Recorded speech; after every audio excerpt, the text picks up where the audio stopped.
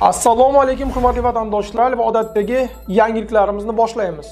Boshlashdan oldin katta iltimos, meni ko'rayotgan bo'lsangiz, podpiskani bosinglar. Podpiska bizning kanalimizga rivojlanishiga juda ham yordam beradi. Iltimos, shuni bosib qo'yinglar. Moskva hamda Moskva oblasti va Sankt-Peterburgdagi hamyurtlarimizga 10 yillik stajiga ega ishonchli dokument xizmatlarini taklif qilamiz. Registratsiya va uni продление qilish, трудовой договор, уведомление, spravkalar, проверка bazalar xizmatlari mavjud. Muhim eslatma, Amina ilovasi to'liq ishlamaganligi sababli registratsiya qilmaganlar zudlik bilan ushbu xizmatdan foydalaning.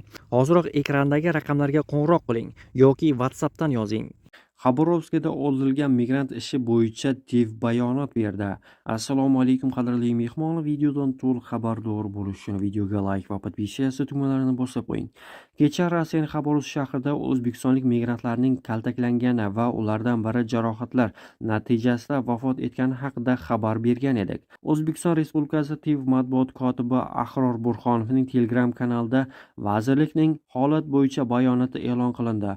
Unda Rossiya Federatsiyasining Xabarovsk shahrida O'zbekiston fuqarosining vafoti bilan bog'liq holat O'zbekistonning Vladivostokdagi bosh konsulxonasi va migratsiya agentligi tomonidan nazoratga olinganligi aytiladi. Bosh konsulxona marhumning yaqinlari bilan doimiy aloqada bo'lib, ularga zarur konsullik va amaliy yordam ko'rsatmoqda. Fuqaroning jasadini vatanga qaytarish bo'yicha tegishli ishlar olib borilmoqda. Hodisa yuzasidan O'zbekiston Bosh prokuraturasi tomonidan Xabarovsk o'lkasi prokuraturasi, tergov boshqarmasi hamda Rossiya Federatsiyasi Tashqi ishlar vazirligining Xabarovsk o'lkasidagi vakolatxonasiga notalar yuborilib, holatni har tomonlama, xolisona va qonuniy tartibda o'rganish so'raldi. Ayni paytda fuqaroning vafot etish sabablari bo'yicha rasman tasdiqlangan ma'lumotlar mavjud emas.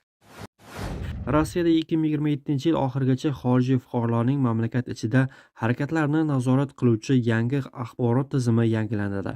2026-yilda esa xorijiy fuqarolarni biometrik identifikatsiya qilish tizimi ishga tushirilishi rejalashtirilgan. Bu haqida mamlakat hukumatining migratsiya siyosati sohasidagi rejasida so'z boradi. Hujjatda xorijiy fuqarolarning harakatlarini nazorat qilish axborot tizimini yaratish muddati 2027-yil 10-dekabr qilib belgilangan. Mazkur ishlar Ichki ishlar vazirligi organlari tomonidan Federal xavfsizlik xizmati, Transport vazirligi va Raqamli rivojlanish vazirligi tomonidan Rossiya hududlari ishtirokida olib boriladi. Shuningdek, Rossiya Ichki ishlar vazirligi 2027-yilga qadar xalqaro aviakompaniyalarning aviachiptalarni bron qilish tizimlariga kirish huquqini oladi. Bu xorijiy tashuvchilarni Rossiyaga kirishi taqiqlangan chet el fuqarolari haqida oldindan xabardor qilish maqsadida amalga oshiriladi. Ichki ishlar vazirligi rejalarida shuningdek ochiq manbalarni tahlil qiluvchi axborot tizimini yaratish ham ko'zda tutilgan. Bundan tashqari, hujjatda aytilishicha 2026-yil dekabrgacha xorijiy fuqarolarni biometrik identifikatsiya qilish axborot tizimini yaratish rejalashtirilgan. Eslatib o'tamiz, avvalroq 2026-yil 1-yanvardan boshlab Rossiyadagi barcha migrantlar rus tilini bilish bo'yicha testlarni kompyuter orqali va masofaviy texnologiyalar yordamida topshirish haqida xabar berilgan edi. Rossiya rahbariyatining O'zbekiston bilan bog'liq ulkan rejalari bor. Bulardan biri hayot sifatini yaxshilash. Bu haqda Rossiyaning O'zbekistondagi elchisi Aleksey Erxov ma'lum qildi.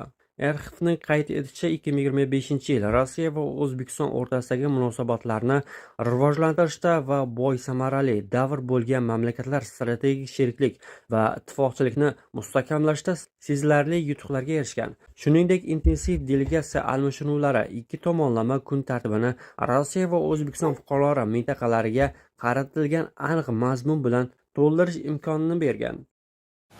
Yekaterinburgda yangi yil kunlari ham migrantlarni tekshirish davom etmoqda.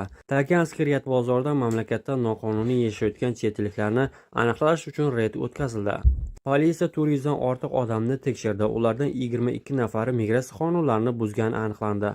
Hibsga olinganlarning barchasi so'roq qilish uchun politsiya bo'limiga olib ketildi. Tekshiruvdan so'ng qoidabuzarlar deportatsiya qilinib, 5 yilgacha Rossiyaga kirish taqiqlanadi. Mintaqadagi bozorlar, qurilish maydonchalari va migrantlar to'planadigan joylarda, jumladan dam olish va yangi yil kunlari ham reydlar davom etadi.